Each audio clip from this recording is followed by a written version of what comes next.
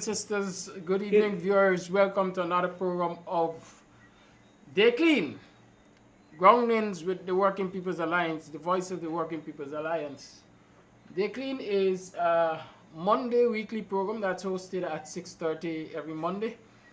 And on Dayclean, we usually talk about the WPA's perspectives on varying issues. And so tonight, as is normal, we are going to be having that very kind of discourse. And with us in studio are brothers Takumo Gonse, Ali Majid, and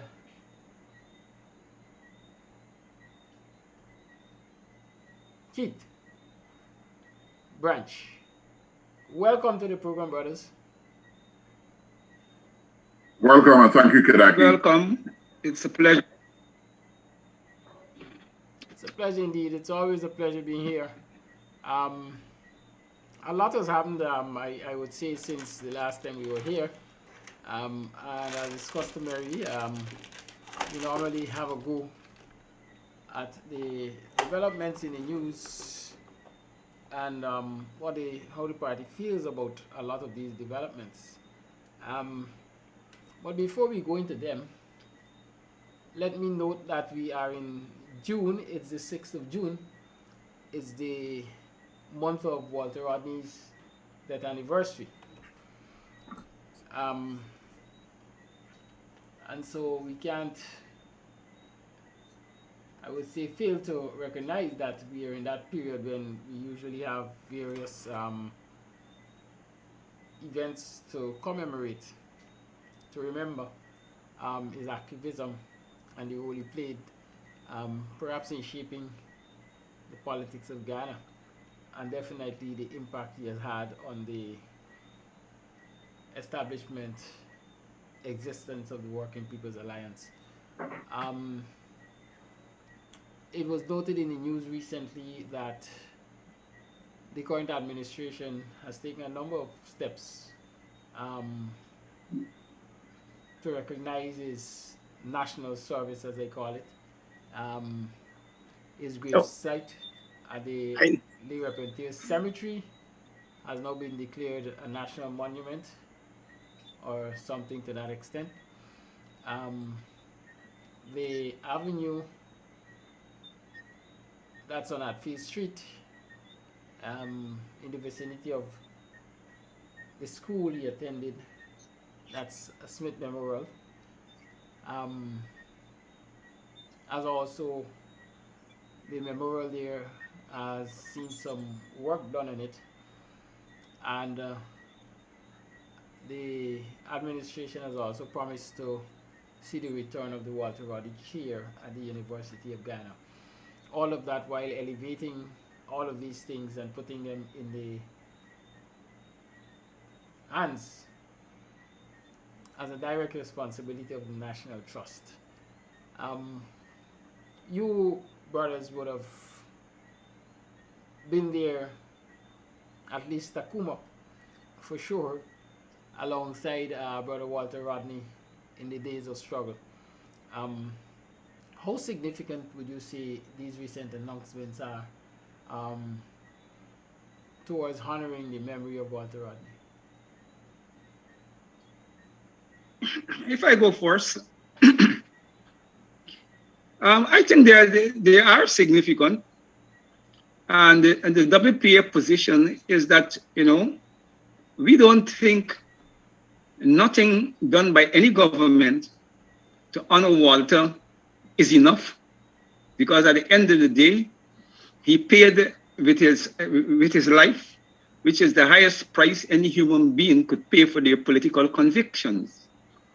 And while we would have rather to have more national unity and cohesion as it relates to Walter and how, as a country, we should honor him, the reality is we don't have that kind of unity in the country. And of course, the PPP is taking full advantage of the situation and they are doing things, you know, to honor Walter, which they hope will give them political point in the national politics. And we in the WPA recognize it, but we believe that anything that will institutionalize Walter's memory and struggle in the Guyanese environment is welcome and should be supported, even though we know the opportunism that is driving it. You will know that the Hatfield Street project was done by the WPA many years ago. But when Walter's wife came some years ago, she asked that the National Trust take over both sites, the Hatfield Street site and the burial sites. So the government and the Walter Rodney family was struck an agreement or a pact that it become a national responsibility.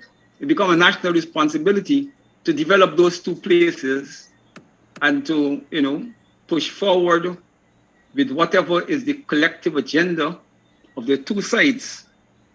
But the WPA would not get itself caught up in any entanglement with Walter Rodney family over whether the actions is correct or incorrect. And as I said earlier, as a party, we recognize that the family, suffer in a particular way, and the family has the right, to seek to address the hurt in whatever way they may feel necessary. But as a party, we just want to remind the country that from the time Walters was assassinated, the party for many, many years were in the forefront of that struggle to get justice for Walter and to reinforce him in the national consciousness. But the political circumstances didn't allow us to achieve very much. And you will remember, the nation will remember the unfortunate way in which the Granger-led administration, the APMU plus AFC coalition, dealt with the Walter Rodney Commissioner inquiry. They brought it to an abrupt end, giving the PPP everything on a platter. And the PPP is moving forward from that, to exploit the Rodney situation for whatever political advantages they could get from it. And that is a political reality that we have to live with. It also demonstrates the lack of political maturity by our allies. And in this case, I'm addressing directly the PNC and the Granger administration, of not being politically mature enough, even after the WPA reconciled with them and to help them to get back into power. They were so caught up in trying to keep in the consciousness of the country and particularly their supporters, because I don't think their actions will have had any impact on Indian community or even the American community as it relates to the Rodney issue. So the target had to be the African community. And instead of they use our reconciliation to demonstrate African maturity, that we could, even after a bitter period of bad political relations, we could recognize the historical reality and to give honor to Rodney. They choose to fight Rodney even many years after his death, and they deliver the Rodney and all that goes to Rodney on a platter to the PPP. And that is a grave political mistake.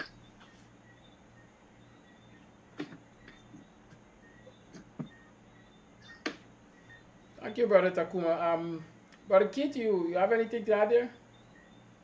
Yeah, I would just say I support Brother Takuma in what he said, and you know, as he pointed out, the Working People's Alliance and its sponsors have over the years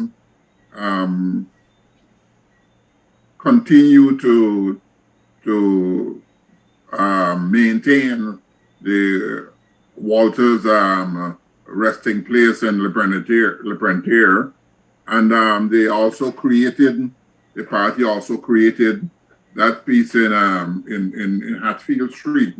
Now, Hatfield Street is not just where he went to school, but that's very close to where he died. And so that the monument and paving and so on recognizes the symbolism, or represents the symbolism of where he died. But it's, you know, it's our view that, as Ogun said, that you know, if the National Trust decides that they were going to maintain those areas, then that's fine. I mean, it's the National Trust on face value and by law is the entity that is set up to maintain those facilities and keep them in a shape that, you know, that would be significant to both the local and foreign visitors. You know, you can go there, visit the Walters resting place, clean, well done, and so on. And that's so. And as Ogun also pointed out, if this is an agreement between the Walters family, Walter Rodney's family, and the National Archives, that's fine. What I think what would have been a little better would be if the National Archives, after discussing with the National Trust, after discussing and coming to an agreement with the Rodney family, would have approached the WPA and you know, just formally let them know that let us know that they're going to take over the two areas and maintain them, and that would have helped relations all around it. But while we were in the National Trust, you know, I was in the Botanic Gardens 2 years ago, and I went over to see Martin's tomb, and it was painted nice and white and so on, but it had a huge hole in the side. So I hope that by now the National Trust in its exuberance and would have gone there and mended those historical places, as well as maintained Walter's resting place to a level beyond or above which our expectations lie. Thank you, Brother Keith. Brother Virgil, you there? Yes, you hear me? Yes, we are. Hello? Hello, you hear me? Yes, we are. Hello? Okay. Good evening, all. Yes, just as I supported the things that Takuma had said, and Keith also. But Brother Takuma pointed out the actions of the PNC, even after the WPA had moved towards them and in some way embraced them in a form of coalition politics. What it has shown us is that perhaps the PNC they're not prepared for coalition politics. And to deal with an issue like they dealt with Dr. Rodney, both the inquiry, the culmination of it, and the subsequent removal of his name at the Walter Rodney archives, speak to a low political culture. I don't know if it is the responsibility of one particular person in the PNC, which some attributed to, or more than one person, but it doesn't reflect well on them.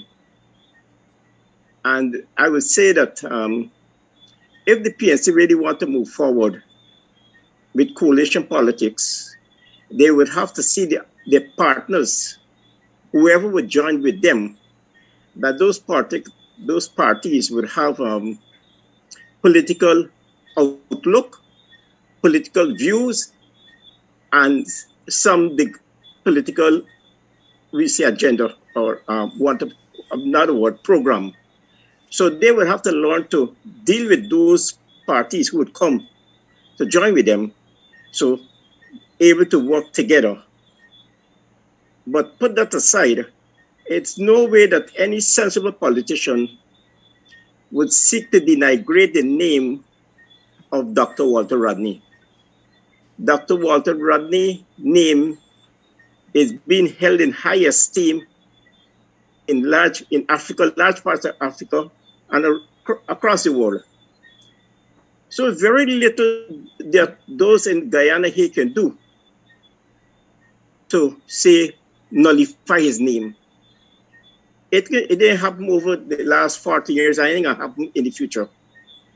So I would think that those people there, particularly in the PNC, they should need to sit up and start getting a more mature approach to dealing with these kind of issues. Yeah, thank you. Thank you. As we are on this subject, yes, his name didn't die for the last 40 years, and it's not likely to die anytime in the near future. A lot of young folks would certainly have heard about Dr. Rodney and maybe his scholarship and so on. But you brothers, I would say, have had the distinction of rubbing shoulders with the honorable doctor, the well-known doctor. Just before we move on to the other segment of the program, I want to ask this question. What stands out as most memorable to each of you, having had the opportunity to interact with Dr. Rodney? In flesh and blood, as we like to say. Can I know Owen okay, if I'm to go first. Huh? Well, in the order, I think Majid, you would like to go. Yes, first? I was. You want me to go? Yeah, let Majid go, then we'll have Keaton. We'll leave Owen for last. Okay. Okay. Well, I was working in Linden when Dr. Rodney came back initially to Guyana. And even when he died, I was still working and living in Linden. But I would say this here. I was part of an organization called Organization of Working People. This workers' organization in Linden. And Dr. Walter Rodney's first public appearance after he returned to Guyana was at our first anniversary in Silver City. Yes, he came there with Mr. Bentley Ben and another person. And this was my first encounter with him and the first really getting to know him and the kind of stuff. And I must say a little as a piece of anecdote, after he had left, there was a whole set of confusion within the security apparatus in Linden. After they understand that he was up there, come into Linden and went out without even knowing. Apart from that, Dr. Walter Rodney came to Linden every Sunday and kept class with us. A lot of workers we gathered at what we call the Catholic Hall, and he kept classes with us. And so we had this interaction, getting to know you, a really good discourse on that kind of stuff. And one of the things stood out really, could perhaps only share this out of one piece, is in 1976, this would have been around the 14th of December 1976, after we were tear gas, and we were tear gas on the 11th of December, and we were taken to the magistrate court at Christianburg. There were thousands of people there, and we all came out of the van, all 42 of us, one by one. And there, Dr. Walter Rodney came to the court, and he had a rousing ovation. He came in there, went into the courtroom, and the lawyers told the magistrate that this is Dr. Walter Rodney, and they asked him that he sit at the bar table. And the magistrate granted him the privilege to sit at the bar table when our court hearing was going on. So there's just three things I would like to refer to that I've had interaction and contact with him. Thank you, Brother Majid. Brother Keith, your reflections. Yeah, I just want to say quickly that you know, during that time I worked with the Guyana Conference of Churches and the Caribbean Conference of Churches, and I traveled quite a bit throughout the Caribbean. And every time I stopped somewhere at a meeting, a symposium, conference, whatever, there'll be some group of people there who had something to send for Walter. And they said, you know, hey Keith, can you take this letter for Brother Walter? Can you take these books, or can you take this this newspaper clipping or something for Walter? And I'll bring that stuff back, and you know, I'll go over to the center and give it to him in hand. And what struck me is that he was always so humble. I mean, you know, today we read about Walter Rodney and his remarkable academic accomplishments and his career, but he was one of the most unpretentious and humble persons I've ever seen in this lifetime. You know, sometimes you talk with people and you know, they've barely written one article in the newspaper, and they refer you to that immediately, and quoting their own article to substantiate some point that they're making. You know, Walter wrote groundbreaking books. He was well known throughout Africa, the Caribbean, North America, Europe, Asia. And he was this guy, so humble you'd walk past him in the street if you didn't know him. That was Walter. And you know, if I take a book or some document to him that was sent by a friend from the Caribbean, he would know the person by name, and it's remarkable because sometimes he said, "Oh yeah, how is he doing?" You know, I heard that he had an illness in his family, or that etc. etc. Do you know how that family member is doing? And he had a very quiet way of speaking, but always very humble, a very, very humble guy.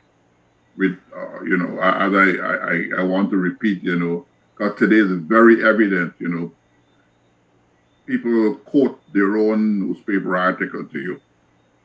Walter, never. Never.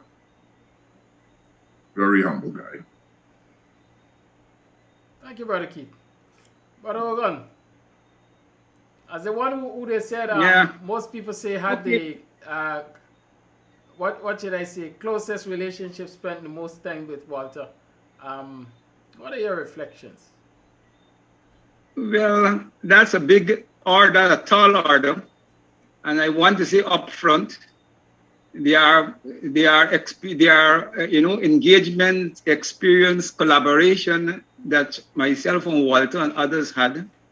All is not for the public space. The party have not agreed to open its archives fully to the nation and the world. So the issues that I will raise, is issues which I feel fall legitimately under the parameters of parties' position on these important historical engagements. But I first came into contact with Walter when he arrived in Guyana. We had a massive, well, your viewers will remember, I don't know if I need to remind them, that he was banned from the University of Teaching. He applied to be employed at the university in the history department. And the government control university committee that was responsible to deal with those matters have refused to employ him. And the WP and us here, Brother Guyana ourselves, when we heard about the decision to ban Walter, we began to mobilize in defense of Walter, and we mobilized across the country and across the political spectrum. And in those days, Guyana and Jagan haven't appeared on a national platform for many years, given the political differences. But we were able to bring a broad coalition of forces, in defense of Walter. And that committee included the PPP and a whole lot of other political and civic groups and trade unions. But we had he spoke, the first time he came, he spoke at a massive meeting at Parade Ground. And I remember, apart from everything he said in his speech, what stuck with me and was striking is when he argued the role of the revolutionary intellectual. And he made the point that he, as a revolutionary intellectual, was educated, by the wealth that the working people and ordinary people create in society that build the institutions and finance his education. And as a revolutionary intellectual, his duty is to return whatever knowledge he developed over time to bring it to the service of the liberation of the working people. And he spent quite a lot of time explaining that tenets of his philosophical and political praxis. And that stuck with me. The next thing I want to point out, and Keith made quite correctly, he observed that Walter was a very humble person. And I'm going to just speak about one incident which should demonstrate the fact. I remember myself and him was billing for his daughters, a dollhouse under his house. And, Walter was in the walking clothes, short pants, he hammered, we saw him, we were walking. And a gentleman came to the gate, pulled up with his car, come out with his fancy suit, and he said he wanted to see Walter. So I happened to be closest to the gate. So I opened the gate and I said, look, Walter is there. He said, there's Walter. Walter is there. I said, yes. Yes, yes. And until Walter raised his head and shouted, this when the man realized that I wasn't pulling a fast one on him. So I think that's a good example of Walter's simplicity, As this outstanding academic, he felt it was his duty and a special pride for him to take up the hammer and the saw, okay, and to begin to cut wood, and so to make a dollhouse for his children, to see daddy, working. So for him, any job was important. The next point I want to raise is that Walter, what was striking about Walter was that he paid keen attention to the personal situation of comrades. I mean, persons who came down from Linden to Georgetown, he makes sure that they're well taken care of. If he have to keep them in his home, he kept them in his home. He made clear, but he paid a lot of attention to what is happening in people's personal life. I remember he came to the market at my stall and we sit down and we talk. When he went abroad, he always make sure he bring back something that I could sell. With their ponytail clips and something. But he made you feel that he was very concerned with your personal development. And I think that is a very important part of Walter's political praxis, is that he was never those type of political persons who believe that there must be a separation between himself and the people who he's seeking to lead and to influence. Mm-hmm. He was always trying to understand and to integrate into the reality of ordinary people. And I also want to make one more point, because we can't continue indefinitely. But the next point that was important to Walter and struck me is that Walter was the kind of political leader who felt that anything the leadership asks an ordinary member to do, whatever risk, the leader or the leadership must also prepare to take the similar risk. He didn't believe about being the leadership by the general. He believed that leadership is a collective thing, is a thing that involves risks for those who make the policy, as well as making the policy. You must participate in executing the policy. So you will have a good understanding of the sacrifices that you're asking comrades to make. And I think that was a remarkable aspect of Walter's political praxis.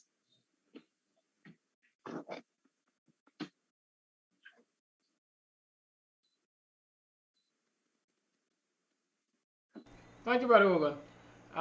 Brother Majid and Brother Keith. All right, so much so for reflections right now. Let me mention that on the 14th, Monday 14th, there is going to be a symposium, WPA symposium sponsored in the name of Walter Rodney at the National Library.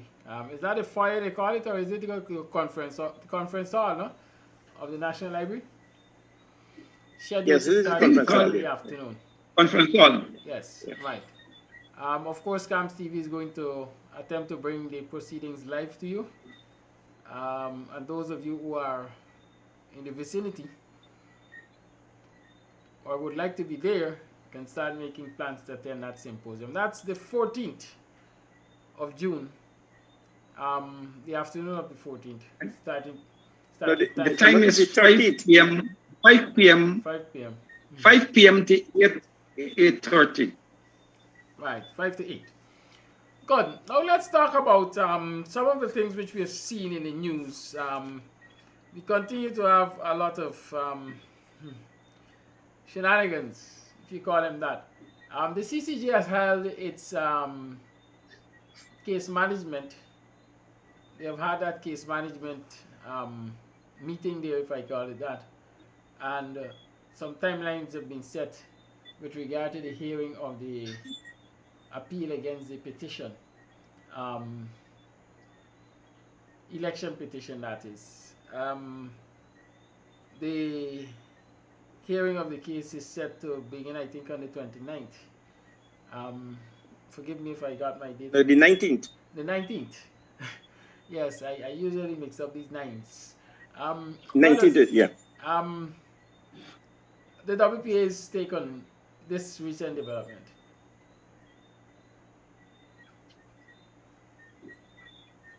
Well,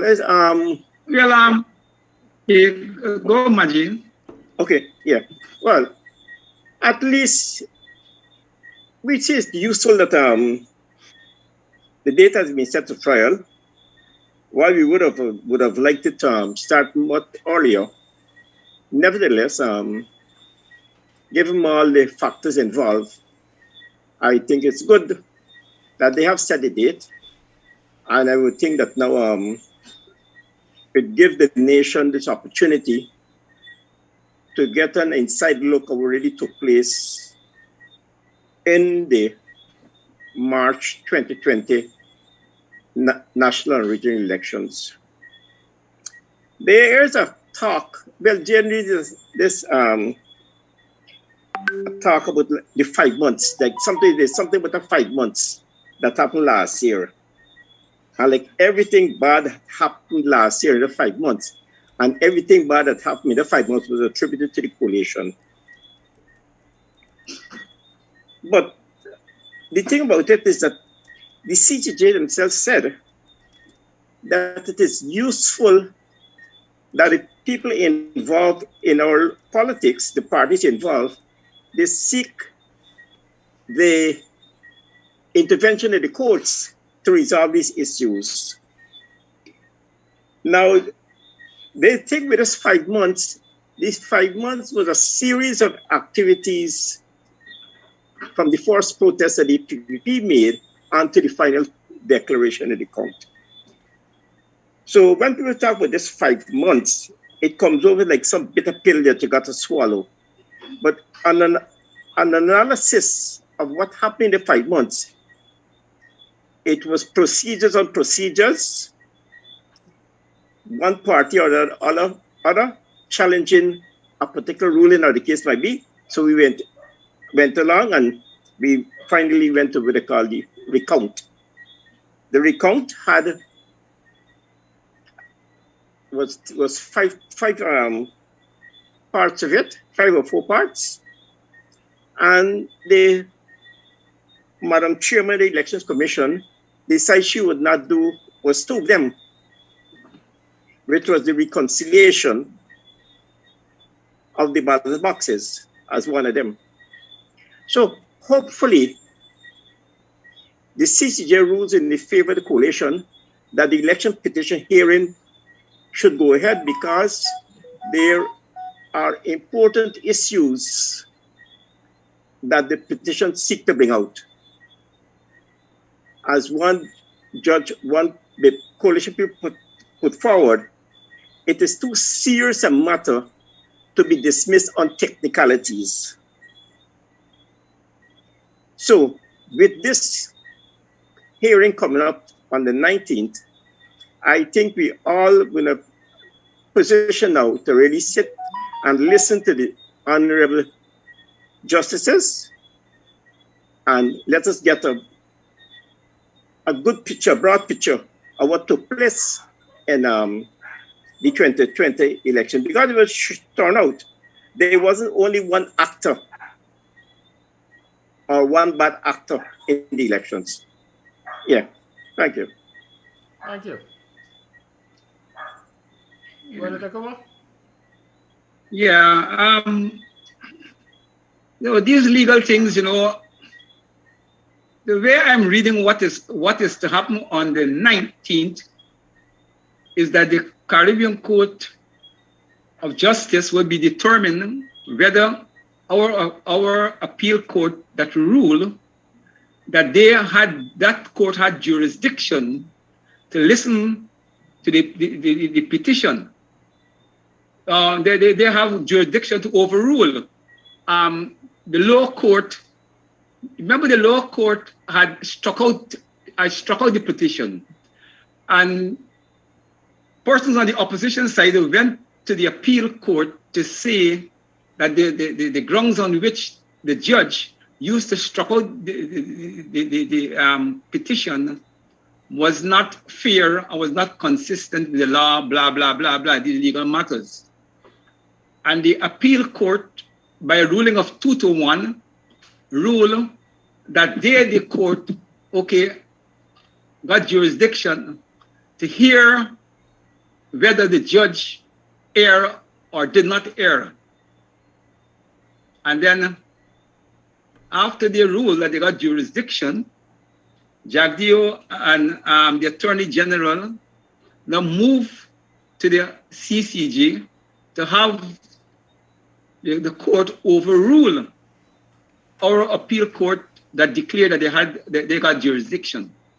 So it seems to me what the CCJ will be determined on the 19th is whether our appeal court, in fact, has jurisdiction to listen to what took place in the lower court and whether the judge erred or didn't err. I would be surprised if they go further than that. And I am anticipating that depending upon the ruling, if they rule in favor of the coalition, if they rule in favor if they rule in favor of the coalition in the sense that the rule that the appellant court was interpret the law correctly, and the appellant court in fact got jurisdiction to hear the matter, then the case will return back to the local jurisdiction, and our appeal court would be addressing the matter as to whether the lower court acted properly. The point, from how I'm reading it, we're far away from getting into the nitty-gritty of the election petition to hear how the court will address the anomalies and all the irregularities that came out of the recount. I think we are still far away from that. I don't know if I get it right, but that is how I read it. You know, I'm not a lawyer, but you know, you gotta go through these things. Indeed, it is basically what has to happen. The CCJ will rule on whether or not the local appeal court was within its right to rule. And having crossed that hurdle, then we can see whether or not the petition proper is going to go forward. Brother Keith, you have anything you want to add there? Yeah, I think Brother Ogun is absolutely right in his understanding of the process. I just want to say it took 1.5 years for this process to move from the High Court to the Caribbean Court of Appeal.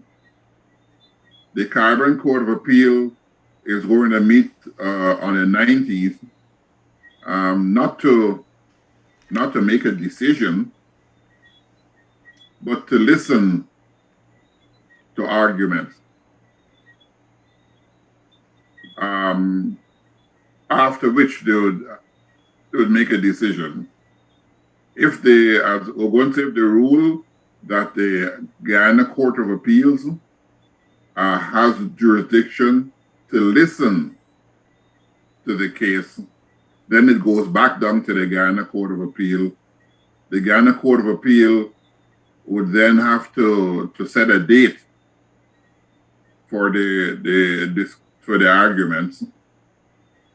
And when that is true, then, and if they decide that the lower court, the Guyana High Court, and the Chief Justice erred, then it will have to go back to the Chief Justice for her to begin to hear the basic arguments that were being discussed earlier. So this is not this is not the only way that this would finish immediately is if the Caribbean Court of Justice says that the Guyana Court of Appeal has no jurisdiction. Then that's it, it's over. It's most unlikely that and this is law, so law sometimes doesn't deal with fact, but with legalities. You know, you can and it happens so often.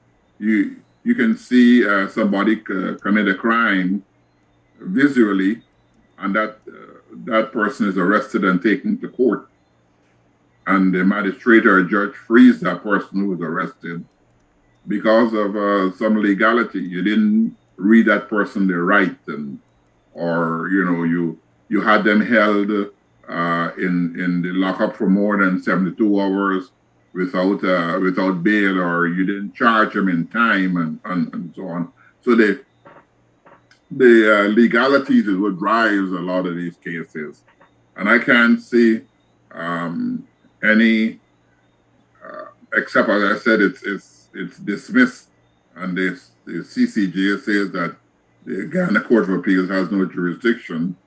Apart from that, I can't see any result coming within another year and a half. So I would really encourage the opposition politicians in the PNC and so on to get the boots on the ground and keep them on the ground, because it happened before where the APNU seat in Linden was given by the chief elections officer at the time to the PPP, and former Prime Minister Hinds occupied that. AFC seat. Yes, it was the AFC's seat in Linden. The AFC seat. The AFC. The Did I say AFC. something? Yeah, the AFC Yeah, you said seat, it. sorry. Yeah. They gave the AFC seat to Prime Minister Hinds, and he sat in that seat for 5 years before the decision was made in the court that he had illegally occupied a seat. The next election was done and gone. So let's not get caught up with hoping that something would come out of the CCJ that would radicalize the circumstances as they are on the ground right now. No, that's not going to happen. The opposition has to have its boots on the ground, working to win the next election.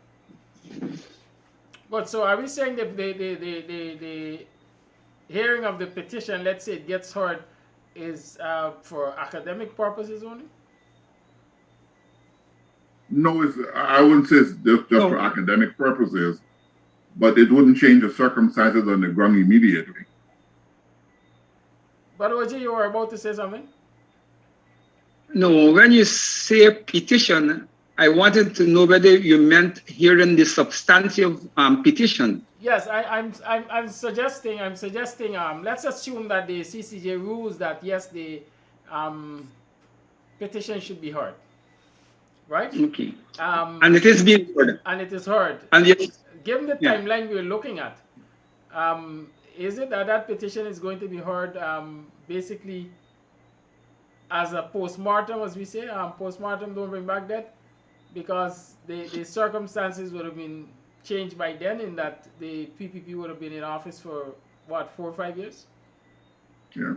But you remember, Kidaki, that this case before the CCJ is whether the appeals court has jurisdiction to listen to the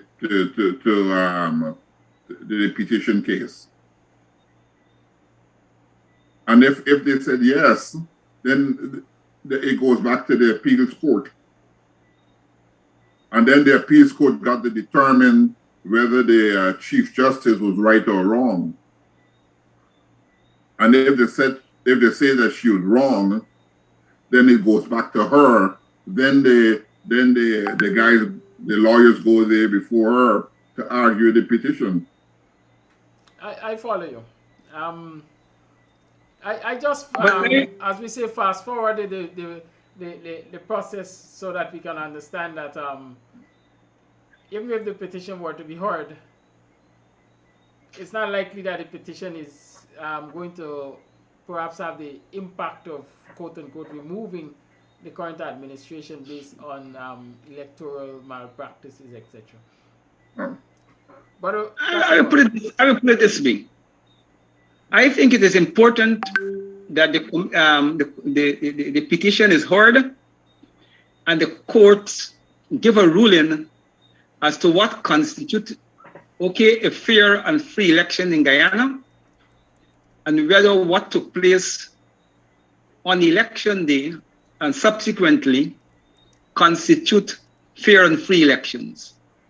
I think we need a judicial opinion on all of these anomalies and all of the various issues that came out of the recount. Okay, and I will say, regardless of where to go finally, whether at the end of the process the APMU AFC prevail or the PPP prevail, I think it is important, for the political culture, and it is important for us understanding exactly what took place on it, and to whether as a nation we subscribe to those practices as constituting free and fair elections. So from that limited point of view, I think it is important that the petition is heard. And if I was in the PPP's case, and I believe that I will prevail, my behavior on election day was above boards, I will make it easy for the courts to speed up the process. But we see the PPP is fighting at every corner to ensure that the petition is not heard, which in my mind raises great suspicion that they believe if the petition is heard, they will be exposed. What they did will be exposed. So for me, I think once the process unfolds, regardless of where the courts come down, it would be an important landmark in the political struggle of the country, and it will be useful. Thank you, Brother Takuma. It seems we're having some interference on the broadcast. I always marvel because when we have certain kinds of discourses, it is when we experience some serious interferences on the internet. Nevertheless, we shall persevere. It's now 19 hours 32, and you're tuned to Dayclean, the voice of the Working People's Alliance, GROUNDINGS with the Working People's Alliance. On tonight's program, we have brothers Takumo Gonsi, Ali Majid, and Keith Branch. Every time we talk, basically, people talk about wanting to see the removal of this government from office. And in most instances, the justification given is because of poor governance, discriminatory conduct, and so on.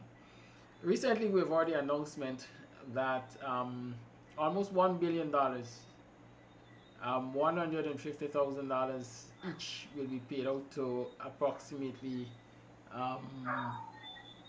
5,000 fisher folk across the country. This payout, I know, has started.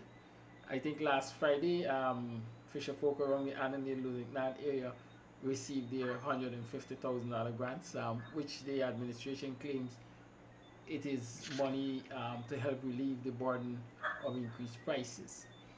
But this grant is not in isolation of is not a one-off grant, if you can say that. While it is one-off grant to the fisher folks, we've seen similar grants being given to farmers. We've seen grants being given to riverine communities far below these amounts though.